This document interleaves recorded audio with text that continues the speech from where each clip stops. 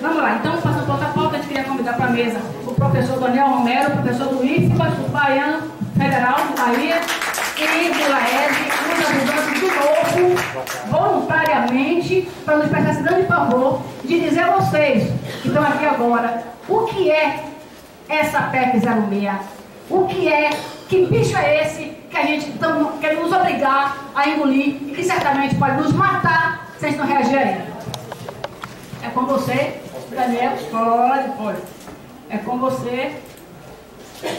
Com muito prazer, a gente passa para a palavra para você. Obrigado, Elis. Boa tarde. Boa tarde, pessoal, todo mundo. Como a Denise falou, meu nome é Daniel, sou professor do IFBA, sou servidor também público, planejando, não fazendo contas para se aposentar, mas planejando estratégias de impedir a contra-reforma da Previdência, que é talvez a reforma, o projeto de reforma da Previdência, talvez não, seguramente mais abrangente que a gente teve desde o governo Fernando Henrique até agora. Vocês devem se lembrar, acho que todos vocês aqui são servidores desde o governo Lula, pelo menos. Então, a reforma da Previdência do governo Lula atingiu principalmente os servidores públicos. Mas a reforma da Previdência do governo Fernando Henrique pegou principalmente os trabalhadores do setor privado. Agora a reforma da Previdência do governo Bolsonaro pega todo mundo. Depois a gente vai ver que não é exatamente todo mundo, né? Tem 1% que fica de fora, mas pega 99% da população brasileira.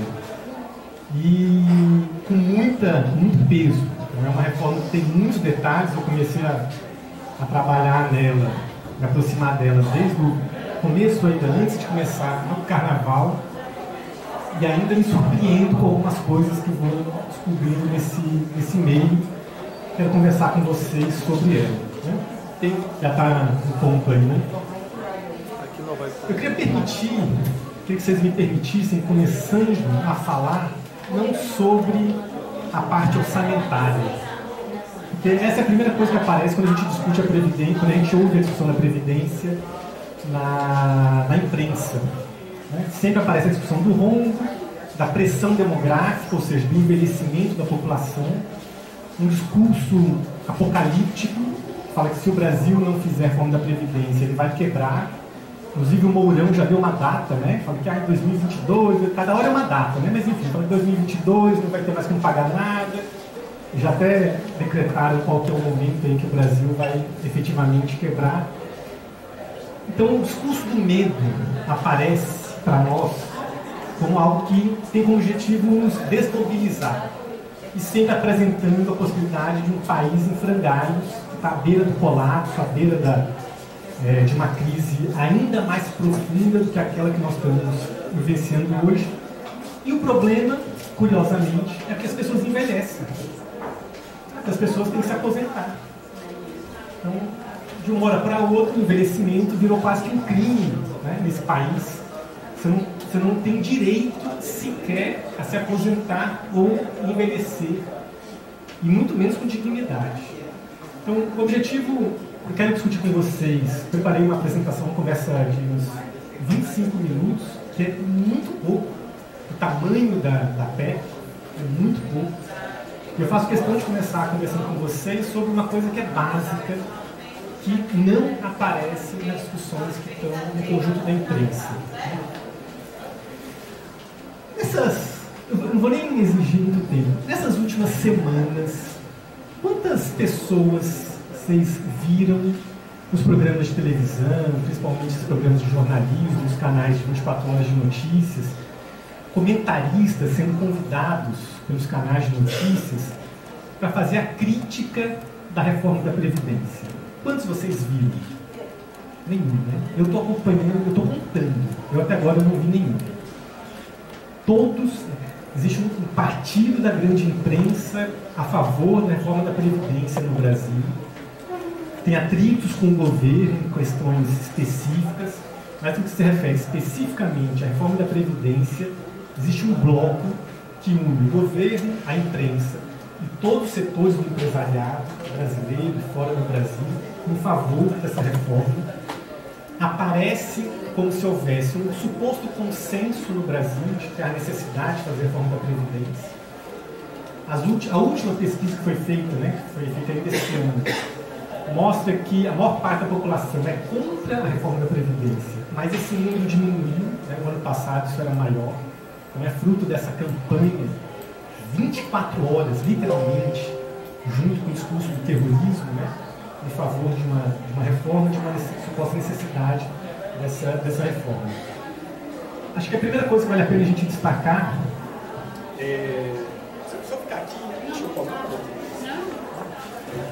A primeira coisa que vale a pena destacar, carros d'água serve à Seguridade Social, que é um sistema dentro do qual a Previdência faz parte.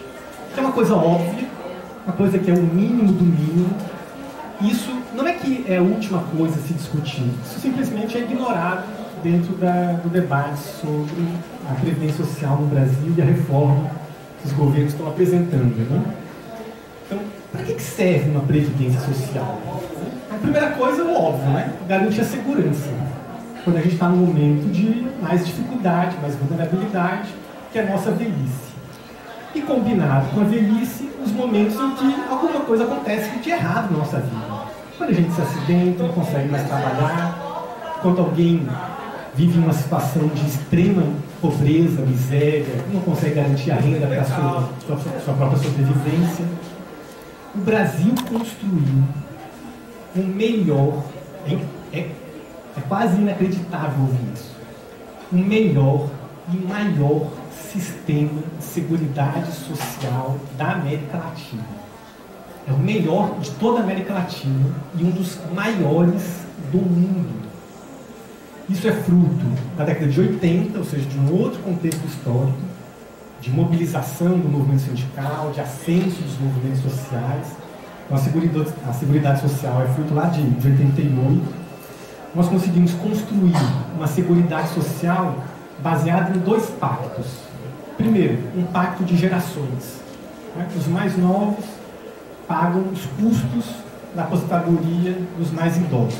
Então, esse é o primeiro pacto. E o segundo pacto, os que recebem mais pagam para aqueles que recebem menos. Então, a aposentadoria urbana contribui com a aposentadoria rural. Mas não só isso. Aqueles que vivem de grande renda, ou seja, aqueles que vivem do capital, também devem contribuir com a aposentadoria daqueles que vivem de trabalho. Então é um pacto de solidariedade de gerações e um pacto de solidariedade também de fonte de financiamento, de onde vai sair esses recursos para pagar o financiamento. É tão importante a Previdência Social. Vocês têm família no interior? Todo mundo aqui geralmente tem pelo menos um conhecido, uma família no interior. É tão importante a Previdência Social que mais de 70% dos municípios brasileiros, aquele recurso que a Previdência envia para os beneficiários, é superior ao fundo de participação dos municípios. O que significa isso? Que na prática, grande parte dos municípios do interior do Brasil, a sua economia depende dos benefícios da Previdência Social. Tirando isso, depende das prefeituras pequenas, que é aquilo que efetivamente dá opção de emprego para boa parte da população. Então, cortar os benefícios da Previdência Social vai atingir não só o segurado em si, mas todo um conjunto, todo um setor da população brasileira que depende dessa economia que está relacionada ao consumo do aposentado, do beneficiário de prestação continuada, do beneficiário pela aposentadoria rural, o conjunto desses benefícios. O governo fala o seguinte, que se a gente não acabar com isso, o apocalipse vai recair sobre nós. O problema do Brasil é o Brasil, segundo o discurso do governo. Ou seja, a gente tem que acabar com a Previdência Social para poder garantir o funcionamento do Estado brasileiro. No entanto, esse Estado brasileiro tem que ter como objetivo, um dos seus objetivos principais, a garantia da seguridade. Pode ir. Quem são os mentores? Vocês conhecem, esse é o Paulo Guedes, né, ministro da Economia, o super-ministro. Não sei se vocês conhecem um pouquinho da trajetória do Paulo Guedes. Vocês têm milhões investidos em fundos de pensão, em fundos de investimento. Se vocês pudessem parar de trabalhar hoje, vocês teriam condições de garantir a sua sobrevivência com dignidade até o final da sua vida. Paulo Guedes fez fortuna com investimento, especulação no mercado financeiro. Essa é a figura que está pensando a previdência dos idosos, né? A previdência social da população brasileira. Ele começa sua carreira docente aceitando um cargo para trabalhar na Universidade do Chile.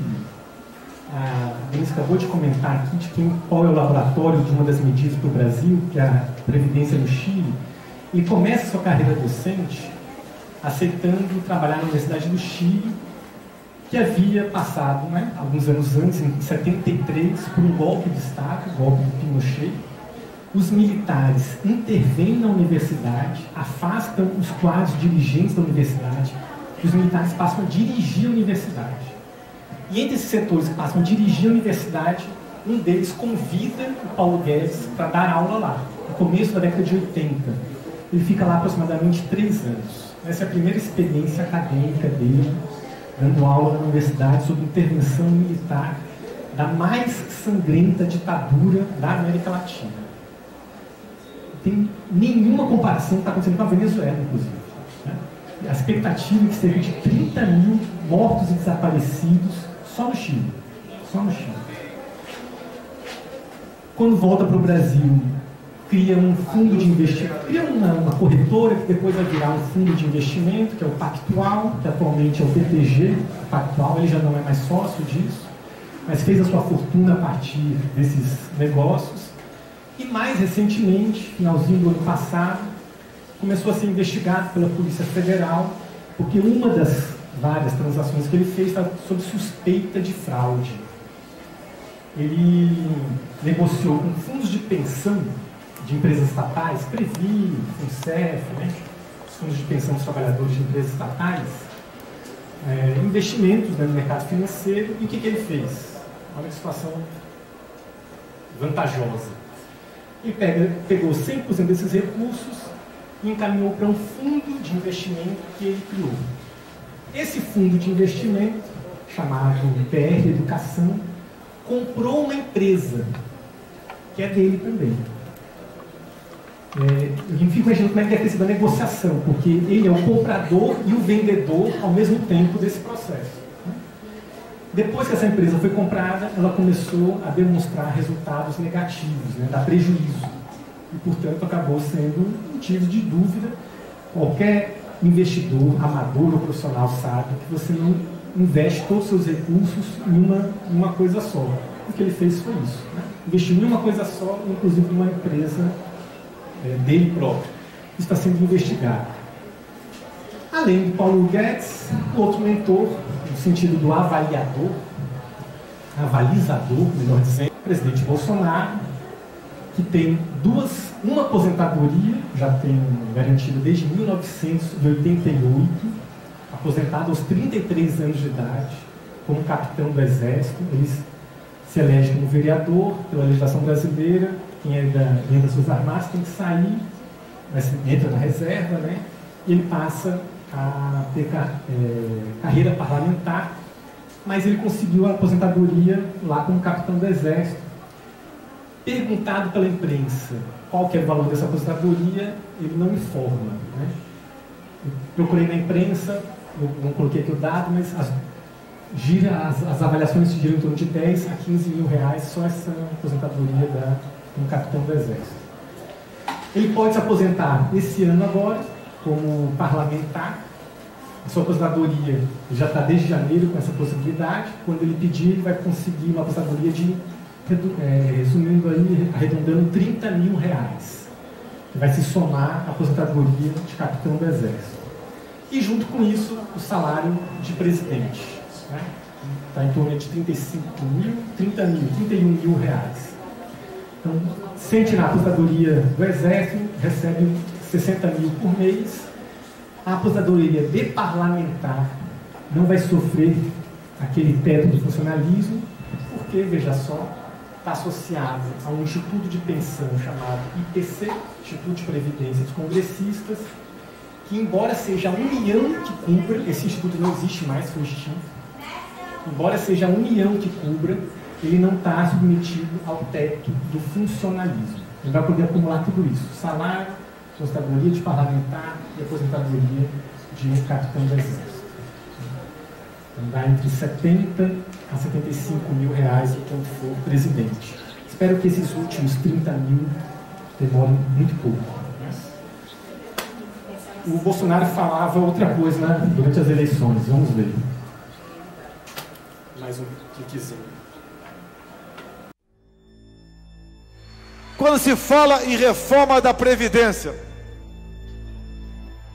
a expectativa de vida no Nordeste está na casa dos 70 anos de idade.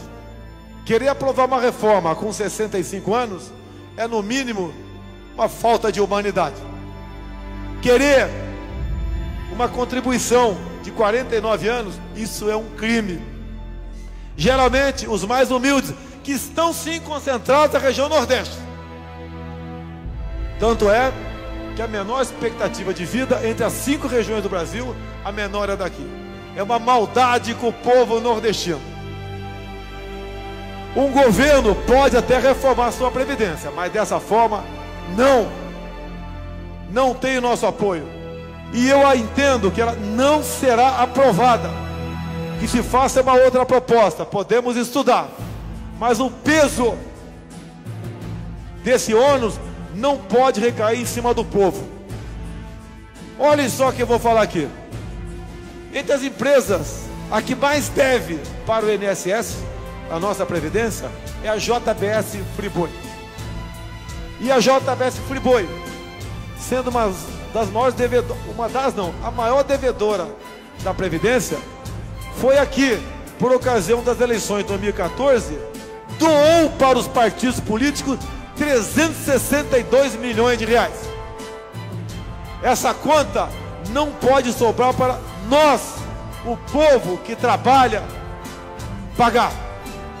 Essa conta tem que começar a ser paga de cima para baixo. Empresários corruptos, políticos também corruptos. Falta quase tudo nesse Brasil. Só não falta é ladrão. Dá um tom meio piegas ao negócio. Isso é original do vídeo, não foi eu que coloquei, não. Isso é uma atividade de campanha, né? Ele já estava viajando pelo Brasil, quantidade de campanha em Teresina, Piauí, em 2017, logo após o governo Temer anunciar a proposta de reforma da Previdência do governo Temer. Ele, embalado pela proposta da Previdência do governo Temer, em campanha, fala isso. 65 anos de idade é uma falta de humanidade. Essa é a única coisa que eu acho que eu tenho em comum com o Bolsonaro, mas ele recentemente falou que já não acredita mais nisso, então assim, nem isso mais dá para falar que temos em comum. Quero conversar com vocês das medidas em si.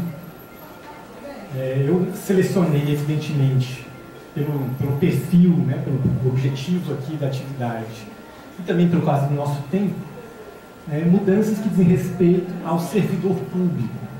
Mas eu acho que é um erro a gente imaginar que nós vamos conseguir responder a esse desafio através de lutas por categorias. Então, apenas aqui uma questão didática, mas politicamente não dá para a gente imaginar que isso vai ser resolvido de modo muito menos individual, também, portanto, por categorias. É a PEC número 6 de 2019, quem gostar e tiver interesse, vale a pena ler o próprio texto em si. Vocês sabem quem está fora da PEC? Os militares, né? Quem mais está fora? Os militares, os parlamentares, eles estão tão preocupados com a equidade da Previdência, que falaram, não, a gente só vai discutir agora a Previdência se os militares entrarem também. Mas tem muito mais gente fora, além dos militares. Além deles, quem mais está fora? Vocês têm ideia? Juízes, eles entraram, estão dentro. Então, o conjunto de servidores públicos não tem diferenciação, né? Então, eles estão dentro, né? Vamos ver quem está fora. Tem muito em termos de importância econômica e política, né? Pouco em termos de população, né? Por enquanto, os militares estão fora da PEC em si. O governo falou que até dia 20 de março vai mandar um projeto específico. Vamos ver como é que vai ser o projeto, né? Vamos nos antecipar aqui por enquanto. Os parlamentares da atual legislação, eles não estão submetidos ao teto. Eles só não estarão submetidos à idade mínima e vão pagar um pedágio de uns 30%. Mas eles vão poder se aposentar com o conjunto da sua contribuição, né? Está em torno de uns 30 mil reais, 33 mil reais. A PEC tem mais de 10, altera 10 artigos constitucionais, cria outros 2 artigos e altera uma série de capítulos de outros artigos. Em nenhum deles existe nenhuma menção que fale sobre a possibilidade de aumentar a contribuição patronal. Aumenta de todo mundo. Aumenta do setor privado, dos trabalhadores da iniciativa privada, aumenta dos trabalhadores do serviço público. No nosso caso, pode chegar a 22%. Não existe uma menção sobre qual que é a participação que o empresariado brasileiro vai dar para esse esforço, não é um esforço conjunto de salvar a Previdência. Qual a participação que o empresariado brasileiro vai dar para esse esforço conjunto de salvar a Previdência? Não existe uma menção. Pelo contrário, eles estão sendo beneficiados com a PEC, porque se agora, no caso a PEC seja aprovada, se eles contratarem um aposentado, eles não vão precisar pagar o FGTS desse aposentado. E caso esse indivíduo seja depois demitido, eles não vão precisar pagar o adicional, né, a multa sobre o saldo do FGTS. Imagina o que significa isso, gente. Então, aqueles trabalhadores que não conseguem emprego vão ter mais dificuldade ainda, e os que já estão aposentados vão ser estimulados a serem contratados pelas empresas atualmente. Está ausente do projeto de emenda constitucional. O agronegócio exportador no Brasil é isento de contribuição. É inacreditável. O agronegócio exportador no Brasil é isento de contribuição para a Previdência Social. O trabalhador autônomo de economia familiar, da agricultura familiar, esse não só não é isento, como aumentaram as exigências para ele se aposentar. Mas a JBS, quando exporta carne para o mundo todo, ela paga impostos e tudo mais, mas ela não precisa contribuir com a Previdência nesse processo de exportação de produtos agrícolas. Qualquer exportação do agronegócio, soja aqui no oeste baiano, café, a grande indústria do campo no Brasil não paga, é isenta da contribuição. E em 2018, além de ser isenta, diminuiu inclusive a sua parcela dos setores internos, ou seja, que não exportam, diminuiu sua parcela de contribuição. A produção rural, ela paga na ponta, né? Ou seja, pela compra. Existe uma grande sonegação da produção rural. Não existe nenhuma menção a tratar sobre a sonegação. Quando o governo falou, não, nós vamos combater as fraudes, o que na prática estava se referindo é, nós vamos combater aquilo que ele identifica como fraude, que é o trabalhador que é considerado como inválido e vai passar por uma nova perícia médica e vai ser reencaminhado para o trabalho. Por fim, nossa, faltam 5. Vou acelerar, gente.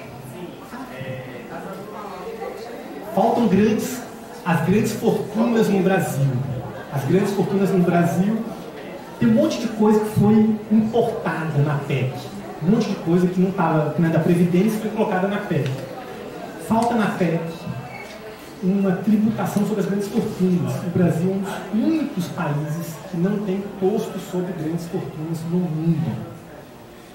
E nós somos um dos poucos países do mundo que não tributa dividendos que são distribuídos para pessoas físicas.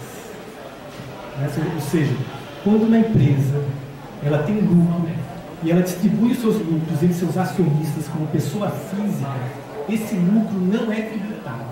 Nós somos uma das poucas pessoas, somos os países do mundo que faz isso. Tudo isso está fora da PEC. Então, essa história de que a PEC é para combater privilégios, e aí depois entra na armadilha dos 61 anos, 62, 65, como se fosse a idade, né, de 65, 66, como se isso fosse o definidor da estabilidade do sistema do orçamento brasileiro. Essa é a grande falácia.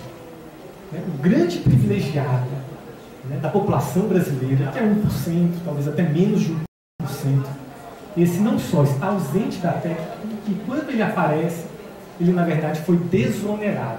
É o caso do FGTS. Quem são os privilegiados? Bom, só para dar um dado que corresponde ao que eu estou falando. Aqui é um dado oficial. Todos os dados que eu estou colocando aqui nesse livro de fake news, né, tem que ter fonte para tudo, né, gente? Talvez não consigam ler as fontes, mas esse material depois vai ficar disponível. Tudo tem fonte, são fontes verificáveis ou fontes oficiais. Aqui a carga tributária sobre renda, lucro e ganho de capital. Comparando o Brasil com os países da OCDE, os países da Organização da Cooperação e Desenvolvimento Econômico. Não dá para vocês lerem daí, mas vocês conseguem identificar a barrinha verde, né? Pois é, a barra verde é o Brasil.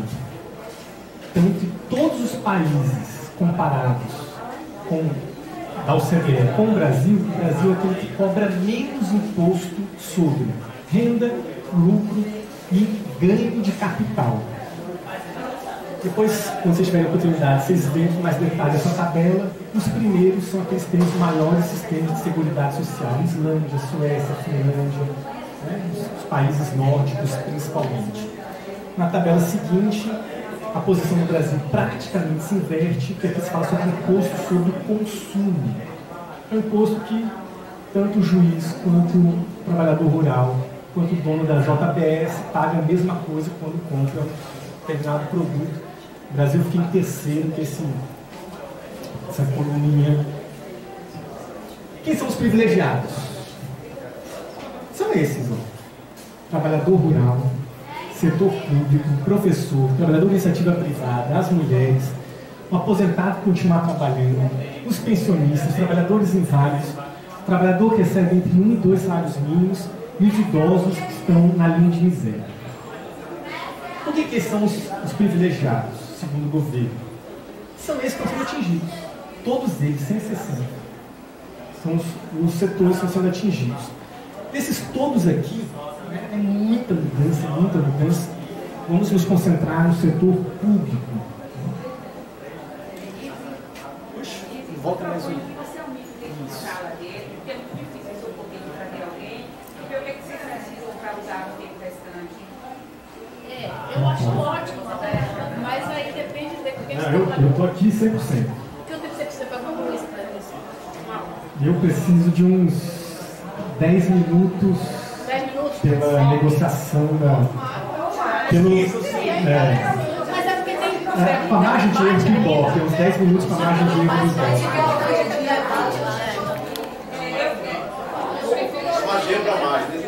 Nunca tá.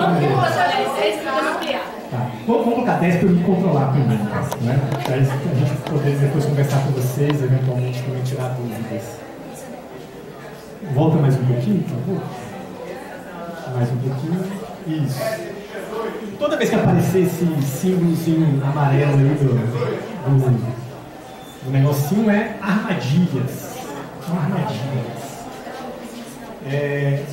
O básico, né, que é mais conhecido de todos nós, né? O governo estabeleceu como proposta uma idade mínima de 65 para homens, 62 para mulheres, combinado com a idade mínima, um tempo de contribuição que vai reduzir atualmente de 35 anos de contribuição e agora passa para 25 anos de contribuição. Isso é a regra para os trabalhadores do setor público que não vão estar inseridos nas regras de transição. Essa é a armadilha. Né? Então, depois a gente vai voltar sobre isso daí. Idade mínima 60 e 65 para homens, 55 e 62 para mulheres. Tempo de contribuição 25 anos de contribuição, combinados com 10 anos no serviço público e 5 anos no cargo. Isso é a proposta atual. Né? Depois a gente vai comentar um pouco mais sobre isso logo à frente. A primeira armadilha, tem duas. Né? A primeira armadilha diz respeito sobre a idade mínima. Na PEC, o governo introduziu um negócio chamado gatilho da idade mínima. Pode colocar. O que significa esse gatilho? Toda vez que a sobrevida da população com mais de 65 anos aumentar, a idade mínima como um todo, para todo mundo, para quem não está aposentado também, essa idade mínima vai aumentar. Isso vale já para as regras de transição. Então a tabelinha que eu vou mostrar mais à frente, que é uma tabelinha oficial, não é exatamente essa tabela que está valendo, porque essa tabela já está suscetível a ser alterada caso aumente a sobrevida da população. O que é sobrevida? A população com 65 anos, qual que é a expectativa de vida dela ainda? Atualmente é de 18,4 anos, na média, ou seja, aquele que já conseguiu sobreviver ao feminicídio no Brasil, aquele que já conseguiu sobreviver aos acidentes de carro, aquele que já conseguiu sobreviver a todas as balas perdidas, as enchentes de São Paulo, acidente de trabalho. O cara que conseguir passar por tudo isso, né, que já merece, né, um prêmio, não uma aposentadoria, merece um prêmio, na verdade. Aos 65 anos, a expectativa de vida dele é aproximadamente mais uns 18 anos. Sendo que, desses 18 anos, não se considera sobrevida com qualidade. É sobrevida. Né? O cara que está respirando ainda. Né? Qual é o cálculo que o governo vai utilizar para aumentar para estabelecer esse gatilho? A cada 4 anos, 75% do aumento dessa sobrevida vai ser incluído na idade mínima. Concretamente, o que significa isso? Na medida em que a população, que a sobrevida aumentar 1 ano, vão ser necessários mais 9 meses dentro daquela idade mínima para trabalhar. Como os meses em si não vão ser utilizados, quando eu completar esses 9 meses, quando eles completarem 12 meses, aí eles vão ser considerados como um limite da idade mínima. Não dá para você avaliar, né, o quanto que isso vai acontecer, mas a cada 4 anos, ou seja, já em 2024, a expectativa, se essa reforma for aprovada agora, já vai ter a primeira mudança da idade mínima, talvez já não seja mais 65 anos. Né? Isso vai valer para todo mundo, viu, gente? Todo mundo, ou seja, aquele idoso que vai receber o benefício de prestação continuada aos 70 anos, né, na sua forma integral, se aumenta a sobrevida, ele também vai ser submetido a isso. É uma desumanidade, esse tipo de mecanismo. É uma reforma da Previdência permanente, eterna. Qual é o limite disso? Não tem limite. Foi estabelecido um limite? Não. Depois de tal idade não aumenta mais? Não, não tem limite. Aumenta indefinidamente. O limite biológico. Transição. Isso serve para todos nós aqui. Aqui está uma daquelas armadilhas que eu me referi anteriormente, né, nos 2 slides anteriores. Não sei se vocês conseguem ver daí, deixa eu me aproximar. A transição, ela já parte em 2019 com 61 anos para homens, 56 anos para mulheres. Então, independente da idade que você tiver, se a reforma da Previdência for aprovada antes de você ter direito a se aposentar, A partir desse momento, a mulher só se aposenta com 56 e o homem só se aposenta com 61. Pelo menos com 61. Combinado a isso, você tem que manter alguns outros critérios. Contribuição de 35 anos para homens, 30 para mulheres, 20 anos como tempo de serviço, 5 anos com tempo no cargo. Para você somar, né, a idade mínima com o tempo de contribuição para os anos seguintes, você vai ter que usar essa tabelinha que está à direita de vocês aí, completando pontos, somando a idade mínima de contribuição, a idade propriamente, e tempo de contribuição. Essa somatória de pontos, no limite, ela chega a 150 pontos para os homens e 100 pontos para as mulheres, conforme o ano, né, na medida que os anos forem avançando. Okay? Qual que é a armadilha disso? Eu falei para vocês lá atrás, né, que o tempo de contribuição do setor público, na medida que ele foi equiparado com o setor... equiparado não, né? E se aproximou do setor da iniciativa privada, agora ele passa a não ser mais 35 anos, né, de contribuição, ele vai passar para 25 anos de contribuição. Mas isso não vale para quem já está no serviço público, que vai entrar na regra de transição. Então, para nós, a regra de transição, ela só mudou na prática a idade mínima. A idade mínima foi estabelecida. A regra de transição não tem, o tempo de contribuição não tem regra de transição. Né? Os 35 e os 30, como estavam estabelecidos anteriormente. Me ajudem aí para não perder as contas. Na terceira armadilha, né? Vamos supor que você se aposente exatamente com seus 65 anos homem, 52 anos, 56, 62 mulher, 65 homem, 62 mulher. Vamos supor que você se aposente com esse tempo de idade. E você completa lá 25 anos de tempo de contribuição. Independente se você entrou antes de 2003 ou depois de 2003, independente de quando você entrou no serviço público, todos estarão submetidos a uma base de cálculo da aposentadoria que estabelece que quem tem 20 anos de contribuição recebe 60% do equivalente à sua aposentadoria. Ou seja, a aposentadoria já não é mais integral para quem está além, quem entrou depois de 2003. Eu vou falar aqui 60% da aposentadoria, conforme for a situação de cada um. Para que o indivíduo consiga receber 100% da sua aposentadoria, ele tem que contribuir 40 anos, independente da idade mínima. Então, na prática, você tem uma série de pré-requisitos em que talvez, para o servidor público, não para as outras categorias, talvez para o servidor público, a idade mínima seja uma das mais fáceis de conseguir. Você tem que contribuir 40 anos. Né? Quando que vocês entraram no serviço público? Vocês já estão no serviço público, completando já 30 anos de serviço público? Já está? Está perto? Força. A geração mais jovem, o conjunto da população brasileira, está entrando cada vez mais tarde no mercado de trabalho. Particularmente empregos que têm alguma segurança social, como é o caso do serviço público. Então é muito provável, eu não tenho esses dados ainda, mas é muito provável que os novos ingressantes no serviço público tenham aí uma faixa de seus próximos de 30 e poucos anos, os ingressantes no serviço público. Ou seja, eles vão precisar de 40 anos de contribuição, vão se aposentar se forem homens, com próximo de 70 anos para conseguir a integralidade, para conseguir 100% da sua aposentadoria. Sigamos. Estamos nesse 1 minuto. Aqui eu não vou gastar muito tempo, meu tempo está acabando, eu tenho muita coisa para falar ainda. O governo estabeleceu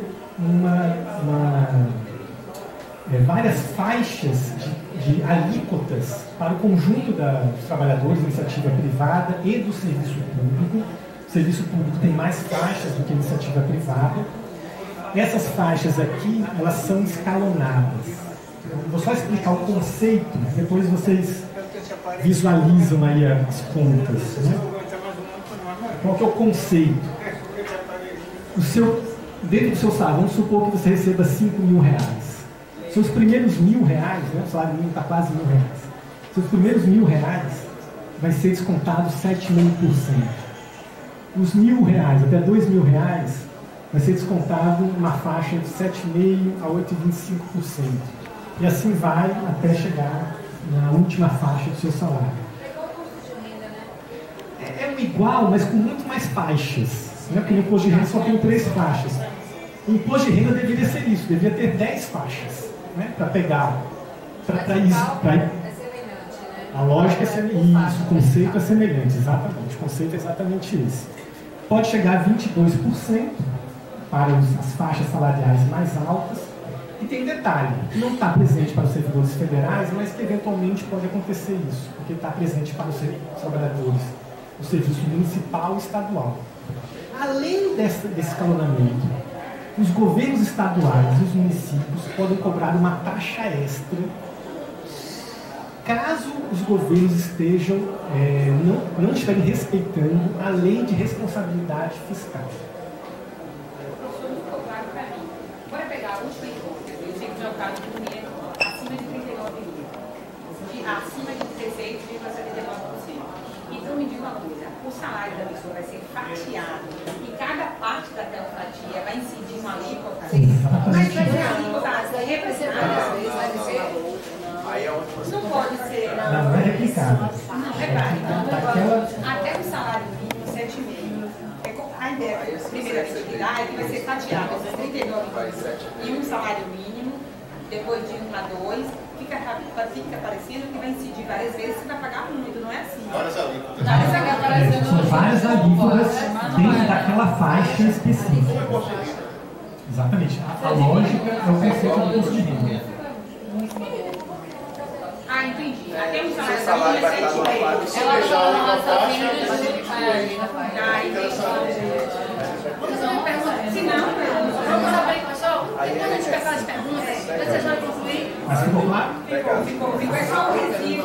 Aquele vai ser no esteira, o recibo é bastante. O que é importante? Os servidores do Estado e do município, além de serem submetidos a esse escalonamento, vão poder também, os governos estaduais e municipais, vão poder criar uma taxa extra temporária.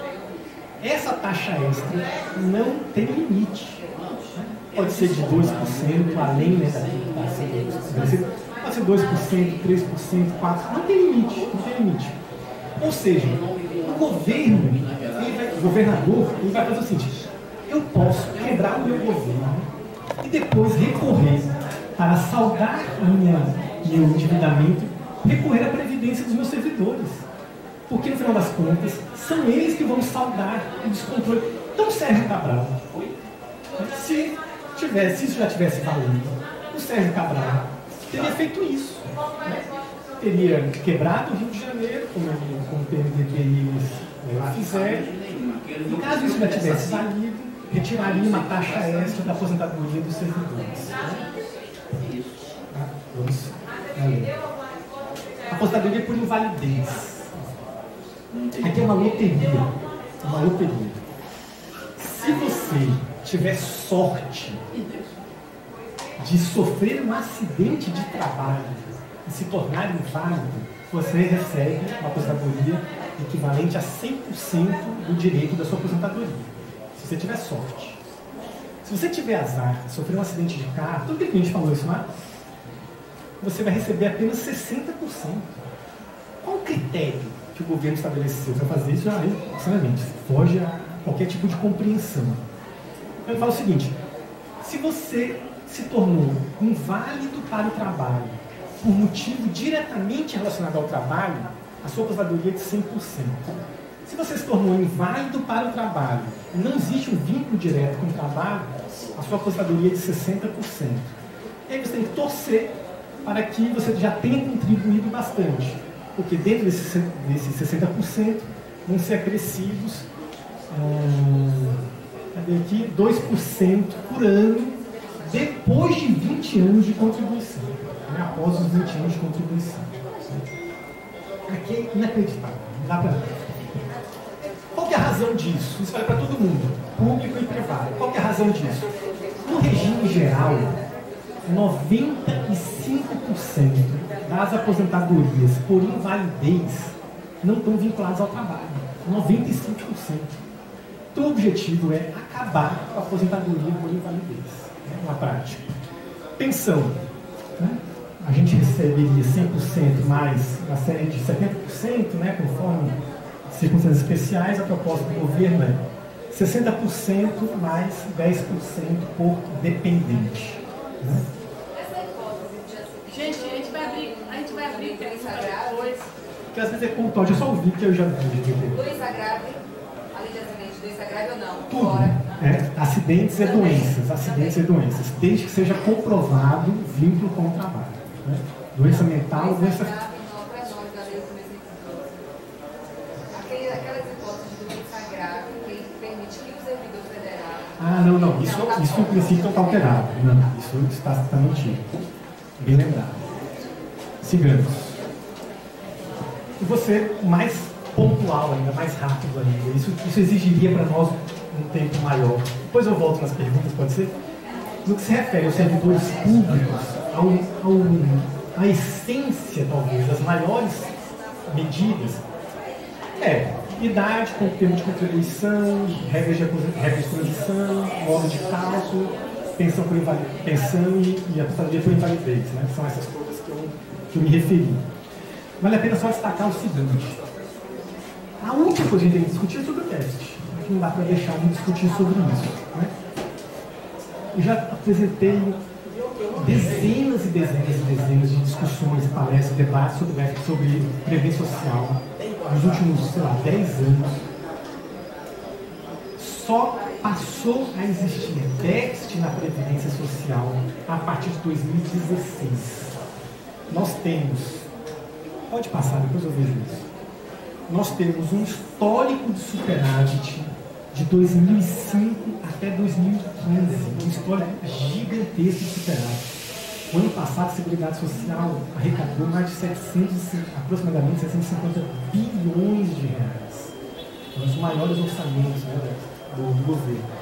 A partir de 2015, por opções políticas, né, não é por desastres naturais, o governo, nesse caso o governo Dilma, nesse período, faz uma série de ações, principalmente vinculadas ao Banco Central, que estabelecem um aumento da desoneração fiscal, uma guerra acaba favorecendo o mercado financeiro, que diminuiu a capacidade de arrecadação do governo, aumentou a recessão, portanto, aumentou o desemprego e aumentou a informalidade.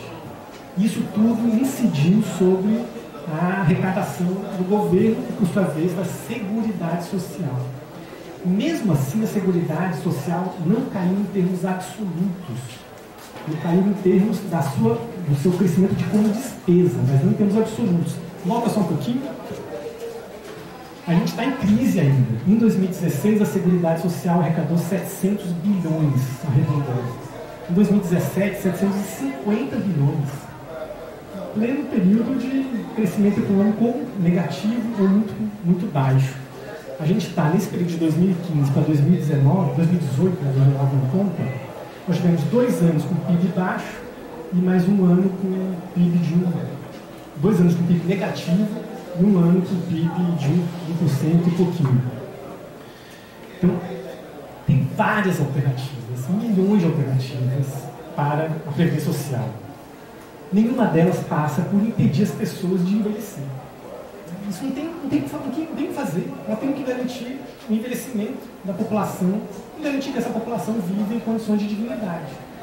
Então é preciso fazer a auditoria da dívida pública, é preciso acabar com as renúncias fiscais de todos os setores. Vocês estão vendo aí a Ford, não sei se vocês repararam. A Ford vai sair, né, de São Bernardo do Campo. A empresa que vai supostamente comprar a Ford pode ter certeza que vai receber benefícios fiscais para se instalar em São Bernardo do Campo, dentro de um estado quebrado, supostamente quebrado. um sistema tributário progressivo, já me referi isso anteriormente, e o mais importante, combater a informalidade. A reforma trabalhista foi a preparação da reforma da Previdência para que a Previdência quebrasse. Porque é isso que está estimulando o aumento da informalidade. Trabalhadores por aplicativos, trabalhadores para tempo parcial, trabalhar por dois dias na semana. Nossa, completamente absurdo isso. O governo está propondo isso para nós. Jovens sem emprego, idosos sem aposentadoria. Não é Deus acima de tudo, é bancos acima de tudo e de todos. Esses setores passaram ilesos a todas as medidas que o governo estabeleceu até agora. Pessoal, muito obrigado.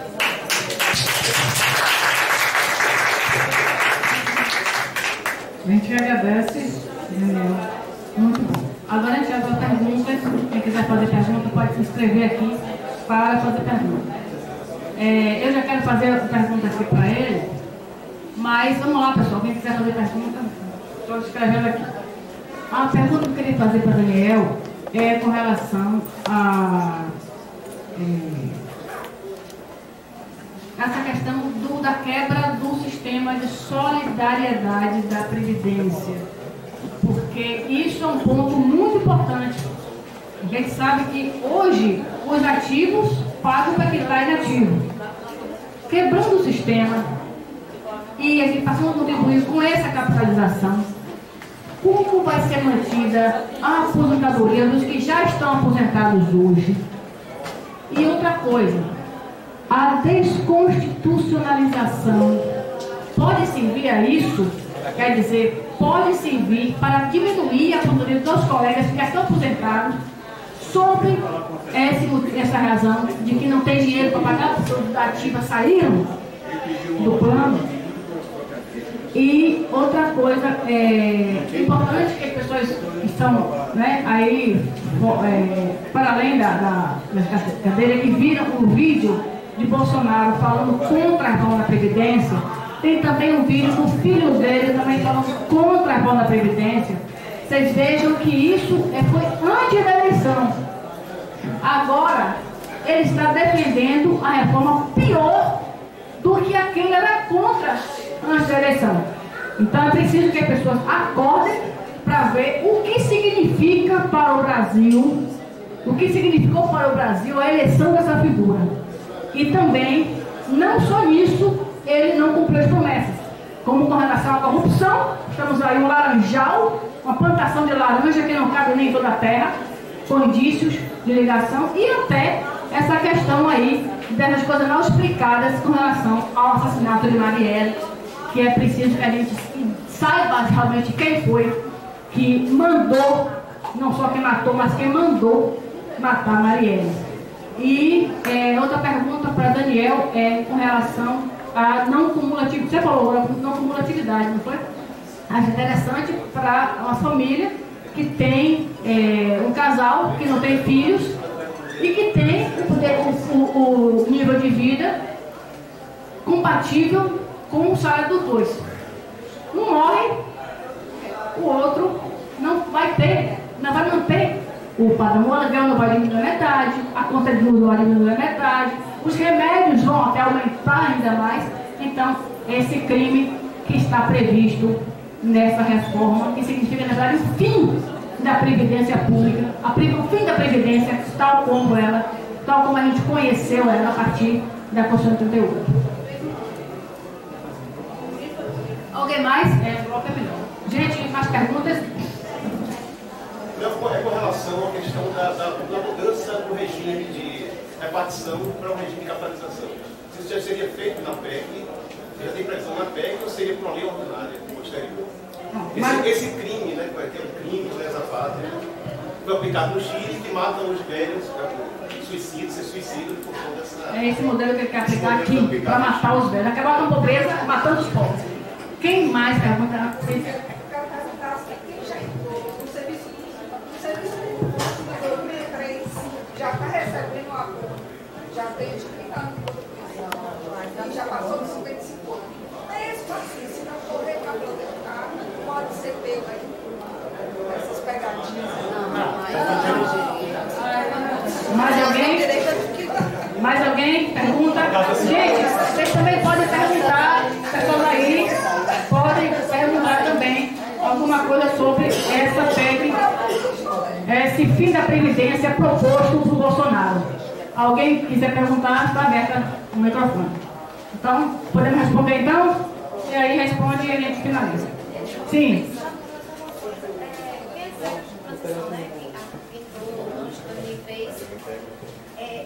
A integralidade, para quem entrou antes de 2003, a gente vai ter que contribuir 40 anos ou a gente tem, né? Mesmo quem entrou em 2003 estaria na regra de transição. Obrigada.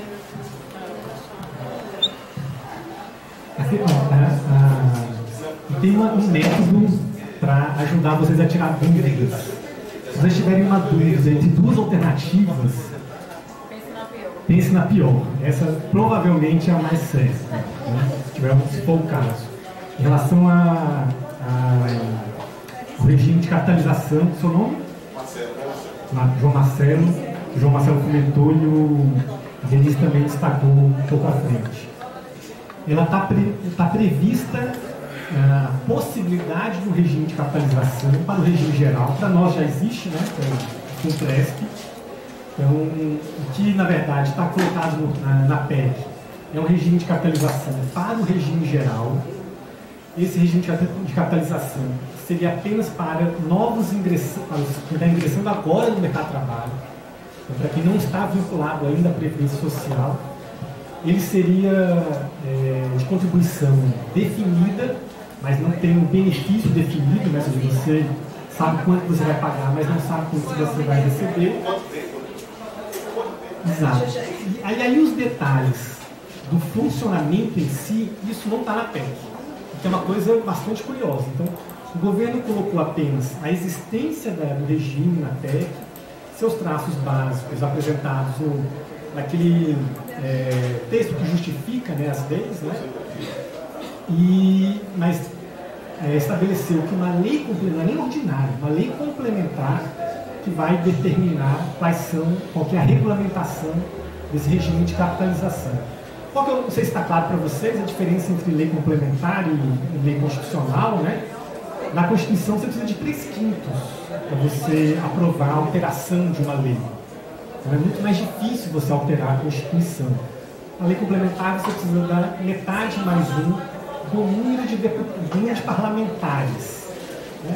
Eu não lembro aqui de cabeça, são 540 deputados, 545 deputados, 513 deputados. Então você precisaria de uns 254 aproximadamente, 256 parlamentares. A Constituição você precisa de 308, né? É um número maior. Então o governo está fazendo. Isso não é só no regime de capitalização, né? Aqueles vários amarelinhos ali com a tensão das armadilhas, está presente em todo o documento, toda a PEC. O governo está colocando um monte de coisa para ser regulamentada em lei complementar. E que abre, portanto, um vácuo, que não se sabe exatamente o que vai acontecer, né? Então, uma dessas questões diz respeito ao regime de capitalização. Mas a própria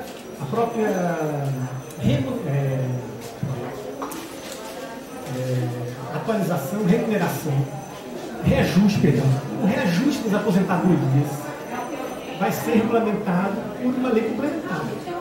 Então nós não sabemos qual vai ser a regra de reajuste das aposentadorias, porque elas vão ser desvinculadas dos trabalhadores do setor ativo, né, dos trabalhadores ativos. Então tudo isso está no limbo, né? A gente não coloquei aqui ainda, mas tem uma série de outras medidas que na verdade está começando uma reforma da Previdência que, embora isso seja grande, tende a ter mais alterações. A quebra de solidariedade, acho que do ponto de vista conceitual é o mais importante, porque não diz respeito só a uma maneira de como conceber a Previdência, mas como conceber o próprio gasto público no país que nós estamos para conviver e construir, né? Não cabe todo mundo na Suíça. O objetivo da nossa solução de vida não tem que ser fugir do Brasil. O governo tem estabelecido um mecanismo para uma política social, uma lógica antissocial, que é aquela que quem conseguir mais se dá melhor. que é justamente o inverso de uma perspectiva que no discurso seria de combate aos privilégios. Então, veja, em princípio, a lógica, né, de estabelecer uma idade mínima, supostamente, ela é positiva. Agora, eu sou professor de uma instituição federal, não enfrento violência na minha escola, tenho condições de trabalho que são mais favoráveis que os outros colegas do ensino público, né, no setor das escolas públicas. E, por sua vez, tem condições mais favoráveis do cara que construiu esse prédio e tudo mais. A idade mínima vai valer para mim, vai valer para o meu colega da escola estadual e vai valer para o trabalhador da manual, da construção civil e tudo mais. E vai valer para o trabalhador rural também. Vai valer para todo mundo. Mas as aposentadorias especiais vão permanecer, as aposentadorias especiais não vão permanecer. O nome de especial vai permanecer, mas todas elas aumentaram as exigências. Aumentou o tempo, mas continua havendo redução de tempo para a atividade de início, né? Comparado com o que está acontecendo com as outras categorias, continua tendo diferença. Mas, por exemplo, vamos pegar o caso dos professores da rede de ensino médio, do ensino fundamental. A idade mínima deles é 60 anos. As mulheres professoras hoje têm direito de se aposentar com 50. Então, ou seja, entre todas as pessoas que estão sendo atingidas pelo aumento da idade mínima, a categoria mais atingida é de professoras. Ela vai ter que trabalhar 10 anos mais em relação à legislação atual. No discurso, ela continua como aposentadoria especial. Só que a sua exigência é de 60 anos e a mulher do outro setor é de 62 anos. Isso de um setor, eu imagino que todos vocês concordam, que é estratégico no Brasil, que é a educação. E o governo tem falado, não, mas isso é importante ou para retomar o crescimento ou para poder investir nas áreas sociais. Essa semana o governo vai mandar um projeto para o Senado, acabando com todos os vínculos constitucionais em gastos com saúde e educação. Todos os vínculos. Os gastos obrigatórios na lei da Constituição, nas áreas sociais. Então, para que fazer uma reforma da Previdência? Se você faz uma reforma da Previdência e, ao mesmo tempo, permite a redução dos investimentos em saúde, educação e outras coisas. Então, a quebra da solidariedade, ela expressa, na verdade, o clima político que a gente está vivendo no Brasil hoje, né? Em que só existem alternativas planejadas com alternativas individuais. Nós não podemos aceitar esse discurso político, essa concepção. Acho que é importante nós favorecermos, nós construirmos e fortalecermos a ideia de nós termos uma previdência social no Brasil, pactuada. Eu quero pagar a aposentadoria dos meus pais, quero pagar a aposentadoria dos pais de vocês, eu quero pagar essa aposentadoria. Porque eu sei que quando eu envelhecer, são seus filhos que vão pagar a minha aposentadoria. É esse o pacto que eu quero fazer. Eu quero exigir que o grande capital pague as nossas aposentadorias que ganham. Porque eles estão sendo desonerados para fazer isso. Isso também faz parte do pacto social.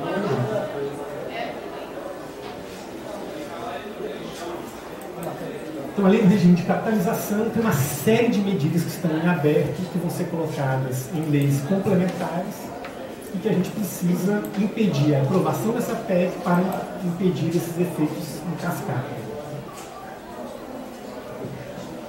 Ok, é isso. Então, a gente agradece a presença de todos. Nós temos aqui três notas técnicas. O DIEESE só foi possível imprimir 3 por causa do tempo. Os 3 primeiros que quiserem que levantarem a mão, a gente segue. Fernanda, primeiro, quem mais quiser aqui, a gente segue. São aqui a peça detalhada, Andréa e João Marcelo, DIEESE. E a gente lembra vocês, em quinta-feira tem a Assembleia Geral, e dia 22, dia 21 tem outra Assembleia Geral, e dia 22 na rua todo mundo contra esse crime com a Previdência, contra crime contra o povo brasileiro. Obrigada a todos e a todas. Muito obrigado.